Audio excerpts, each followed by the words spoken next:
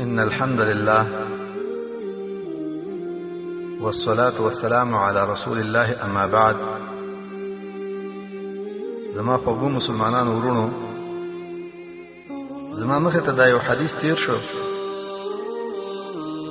زه خپل په ډېر ډېر خوشاله شوم. دا حدیث مې خوښ شو، نو د دې وجه نه غواړم چې ټول مسلمانانو ورونو ته وړاندې کړم، ځکه چې د مؤمن صفت دا وي د تر هغه پورې د خیر نه مړېږي تر څو چې جنت ته ننوځي. نو په دې حدیث کې یو ډېر عظیم وعده شوې ده او ډېر عظیم شخصیت کړی ده، او بل خوا د عملونه ډېر آسان دي. ځکه دې حدیث کې وعده کوونکی شخصیت هغه محمد رسول الله صلی الله علیه وسلم دی چې د خپل ځان هغه خبرې نه کوي.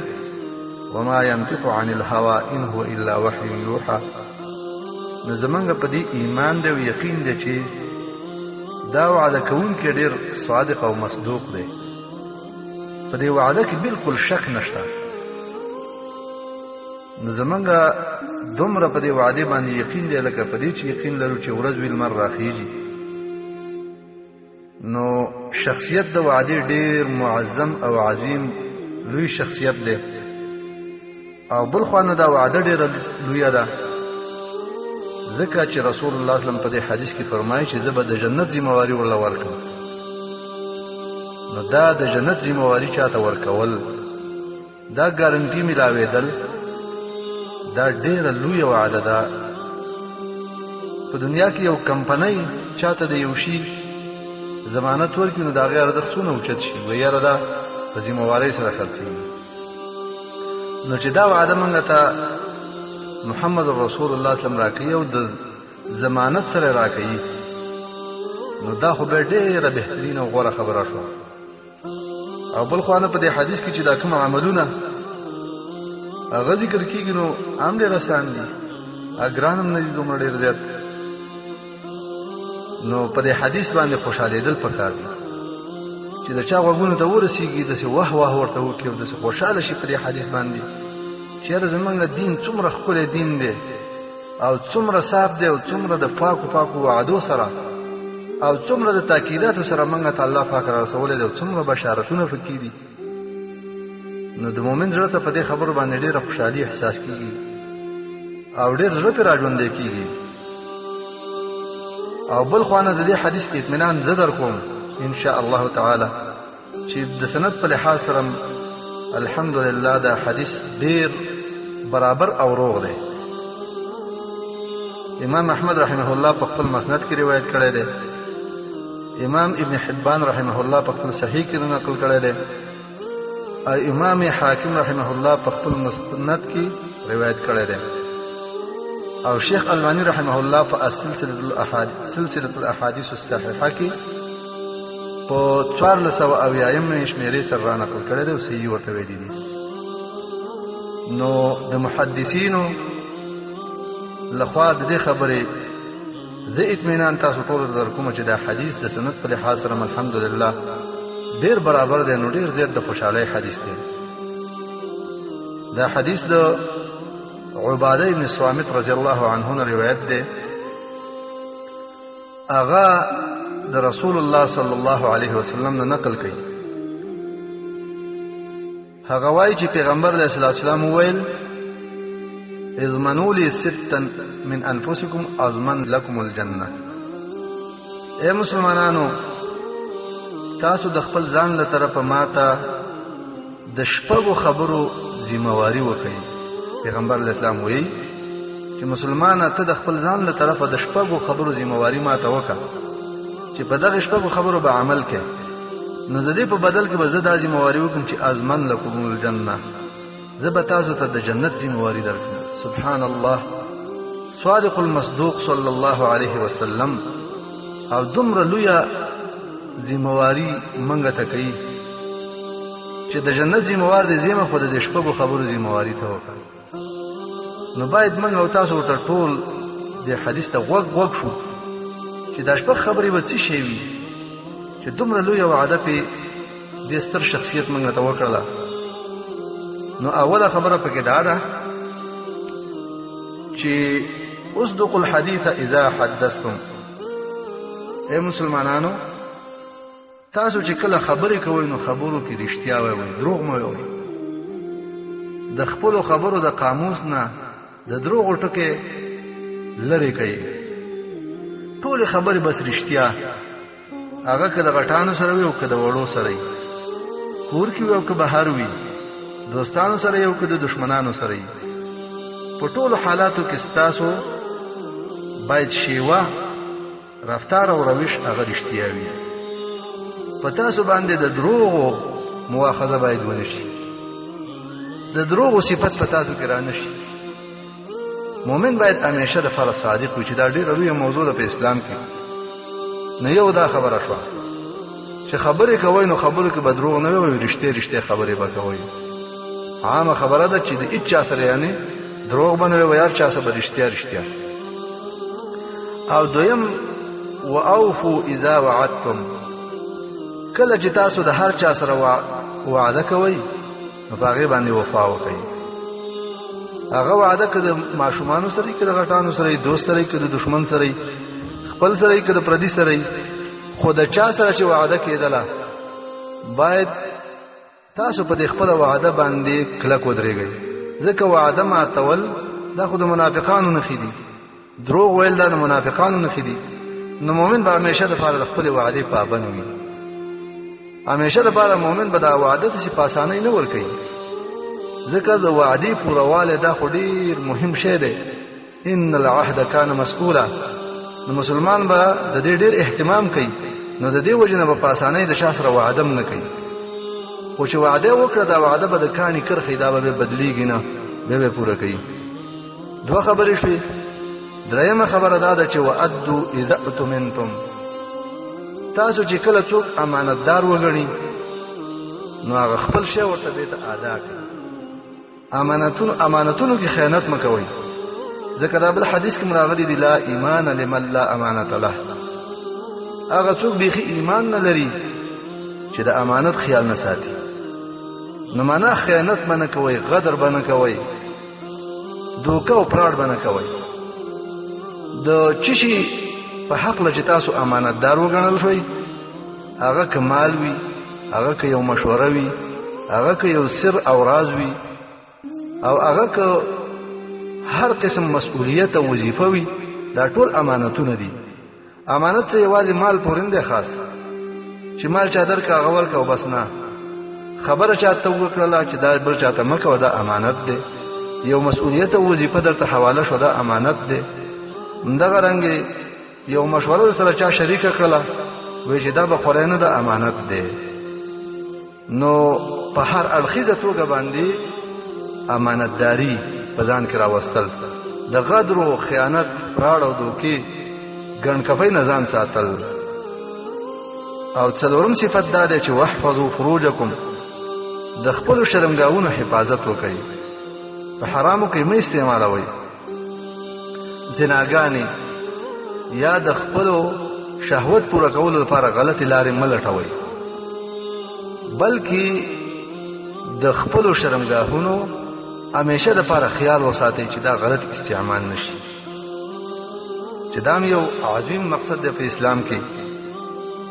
او پنځم عمل چې رسول الله صلی الله علیه وسلم موږ نه ذمہواري غواړي، هغه دا ده چې وغضوا ابصارکم، خپل نظرونه ښکته وساتئ د حرامو نه. حرامو شیونو ته ګورئ مه، هغه که پردی زنانه دي، یا تصویرونه دي، یا فلمونه دي، یا په هرې طریقې سره چې نظر غلط استعمالیږي، نو د هغې نه به خپل ځان ساتئ. حفاظت د خپلو سترګو، او د سترګو حفاظت کول دا په حقیقت کې سترګې زړه ته لار ده. کله چې د سترګو حفاظت وشي، انسان کې حیا راځي، انسان کې آداب راځي، د الله نه ورته شرم ودرېږي، او انسان ته الله جل جلاله ناشنا حکمتونه ورکوي. په یو حدیث کې، بل حدیث کې راغلی دی، وایي چا چې د خپل سترګې د حرامو نه بند وساتلې نو ملأ الله قلبه ایمانا و حکمه، الله به زړه د ایمان او حکمت نه وي ډک. نو په دې باندې ډېرې غټې وعدې دي. او ډیر غټ آثار په مرتب دي د سترګو په حفاظت کولو باندې. نو دا په اسلام کې یو عظیم مقصد دی، یو لوی مقصد دی. نو دغه کار کول دا ډیر مهم شی دی، د سترګو حفاظت. نن سبا دا عمل خلکو ته ګران دی، وجه دا ده موبایل راوتی دي په ځای په ځای بازار کې چې ګرځي متبرجات زنانه چې خپل زینتونه ښکارا کړي، لنډې تنګې جامې مخونه لوڅ کړي او ګرځي. په دغه ځایونو کې خپل نظر حفاظت کول که هسپتال ته ځي، نورو داسې اجتماعي ځایانو ته چې هلته خلک او زنانه ډېري، دا خو یو قسم فتنه ده چې موږ او تاسو پکې راګیر یو. او دویم دا موبایلونه او فیسبوکونه او دا شیانو کې دا قسم قسم عکسونه خپرېږي، دې نه خپل نظر حفاظت کول چې دا په دې کارونو کې تقریبا اوس لویه فتنه ده. او دې نه ساتل یو څه همت غواړي، څه تیاری غواړي، او لږ ځان تدریبول او ټریننګ کول په دې باب کې غواړي چې د دې سترګو حفاظت باید وشي. نو دا پنځم عمل دی چې د الله نبی صلی الله علیه وسلم موږ ته په حکم کوي چې د دې ذمہواری وکړي چې د جنت ذمہواری وکړي. او اخرنی عمل شپږم عمل وی وکفوا ایدیکم، خپل لاسونه بند کړئ د ضرر رسولو نه. مسلمان ته ضرر مرسوه په دې لاسونو باندې، چاته اشاره مکوه، حمز و لمز مکوه، څوک په وهمه د چانه په مال م پټاوه، چې د لاسونو ګناهونه معروف دي، موږ او تاسو ټول پیژنو. د دې نه ځان وساتئ. په لاس باندې چاته ضرر رسول، کاغه په وهلو دي، ډانګ او کوتک استعمالول دي، ټوپک استعمالول دي د مسلمان په مقابل کې، او که همدغه رنګ داغه مال ته ګوتې وروړل دي، داغه ناموس ته لاس تیرول دي، او که داغه مال را پټول دي، هر څومره چې وي، خو د په هره طریقه چې په دې لاس باندې د مسلمانانو په حقوقو کې جنایت کیږي او مسلمان ته په ضرر رسیږي، نو دغه مطلوب دی په دې کې. نو دغه شپږ اعمال دي. پیغمبر اسلام فرمایي چې چا ماته ذمہواری راکړه، نو دغه انسان ته د جنت ذمہواری ورکوم. په لنډ ډول مختصرومه، اول عمل دا دی چې رښتیا خبرې کول، د دروغو نه ځان ساتل. دویم عمل دا دی چې په وعده باندې وفا کول، د بېلوزۍ نه ځان ساتل. دریم عمل دا دی چې امانتونه ادا کول، د خیانت او غدر نه ځان بچ کول. څلورم عمل دا دی چې د خپل شرمګاونو حفاظت کول او د بېحیايي نه ځان ساتل. پنځم عمل دا دی چې د خپل نظرونو حفاظت کول، خپل نظرونه ټیټول د محارمونو او محرماتونو او بد نظری نه کول. او شپږم عمل هغه دا دی چې خپل لاسونه د مسلمانانو ته ضرر رسولو نه بند ساتل. نو کله چې دا شپږ عملونه چې ډېر آسان دي، لږ کوشش غواړي، نو انسان ته په الله رب العالمین جنت ورکوي. او دا د جنت وعده محمد رسول الله صلی الله علیه وسلم کړی ده، او د حدیث ذمہواری موږ ته محدثینو کړی ده چې حدیث هم بالکل صحیح دی. نو کله چې په یو داسې عمل باندې موږ ته دونه د عظیم انعام وعده راکولی کېږي، نو باید دا خبرې موږ مهمه وګڼو. او که په چا کې د دې اعمالو کې نقصان موجودي، نو علما وایي چې خو سړی غواړي چې یو عمل د ځان دپاره عادت جوړ کړي، نو د هغې دپاره کم از کم 40 ورځې باید د خپل ځان سره مجاهده وکړي. لکه خبرو کې د هغه نه دروغ ویلی کېږي، نو 40 ورځې د په ځان باندې پابندي وکړي چې تر 40 ورځو پورې د نه دروغ ونه ویلی شي. نو د دې نه وروسته بس 40 ورځې نه وروسته د ده دا مزاج کاملا بدلیږي، بیا به د ده خولې له دروغ نه راځي، دی به بیا دروغو نه بند شي. همدغه رنګې وعده خلافیتې کېږي، نو 40 ورځې د ځان سره مقابله پکار ده چې 40 ورځې په وعدې باندې پابندي وکړي. دا بیا د عادت جوړیږي چې بیا د وعدې پابندي به کوي او بیا به نه ماتېږي. همدغه رنګې امانتدارۍ مسله ده، 40 ورځې په ځان باندې ټریننګ وکړه، نو 40 ورځې وروسته د انسان دا صفت جوړیږي. دغسې دا نور صفتونه د خپلو شرمګاه حفاظت، د سترګو حفاظت، د لاسونو حفاظت. نو 40 ورځې د ځان سره مجاهده او مقابله پکار ده. بس د 40 ورځو نه د انسان دا غریزه جوړیږي او دا یو عادت جوړیږي چې بیا دغه کار ته ځان نه نږدې کوي چې په 40 ورځو کې د دې کار نه ځان ساتلی دی. او بیا د دغې کار نه ورته اجتناب اسان وي ځان ته بیا بچولی شي په اسانۍ سره دغې ګناه نه بیا په اسانۍ خپل ځان بچ کولی شي نو د دې وجې نه دا حدیث ډېر خوندور او ډېر مزیدار حدیث دی ډېره ښایسته وعده پکې ده د ډېر غټ زموږ او ستاسو چې د اعمالو څومره مقصد دی او څومره کوشش ورته کوو په دنیا کې د خپل ځان ملانده کړی د دې مقصد دپاره چې الله رضا شي او جنت راکړي نو په دغه شپږو اعمالو باندې کوشش به کوو انشاءالله او کله چې دا شپږ اعمال دا د نورو اعمالونو لپاره داسې حیاتي ارزښت لري دا د نورو ډېرو اعمالو بنیاد دی چې دغه شپږ عملونه د انسان جوړ شو نو وروسته اعمال نور هم دې سره ډېر زیات جوړېږي د رښتیا ویلو سره په دې کې ډېر کمالات نور راځي د وعدې پابندۍ سره نور کمالات په دې کې پیدا کېږي د امانتدارۍ سره په کې نور کمالات پیدا کېږي د شرمګاه د حفاظت سره په دې کې بلا ډېر زیات کمالات پیدا کېږي همدغه رنګې د سترګو د حفاظت سره او د لاسونو د حفاظت سره په دې کې ډېر غټ کمالات پیدا کېږي د شپږو کارونو باندې کوشش کول پکار دي چې دا په انسان کې پیدا شو نو د دې ازداد چې کوم دي ضد صفتونه دروغ ویل وعده خلافي او همدغه رنګې غدر و خیانت بېحیایي او بدنظري او همدغه رنګې په لاسونو ضرر رسول دا خپله نفي کېږي نو د دې صفاتو پیدا کولو سره به ډېر زیات ښکلي صفتونه په انسان کې راځي او ډېر بد صفتونه به د انسان نه لرې کېږي چې سړی وګوري بیا به پېژني په دنیا کې چې دا سړی جنتي دی زړه کې به ورته دا خوشحالي پیدا شي ځکه په دې وعدې باندې به د دې یقین وي چې ما سره د جنت وعده شوې ده نو راځئ ورونو مسلمانانو چې سر د نن نه د الله سره وعده وکړو د خپل ځان سره دا عزم وکړو چې یاره موږ به د دې صفاتو پیدا کولو کوشش کوو په خپل ځان کې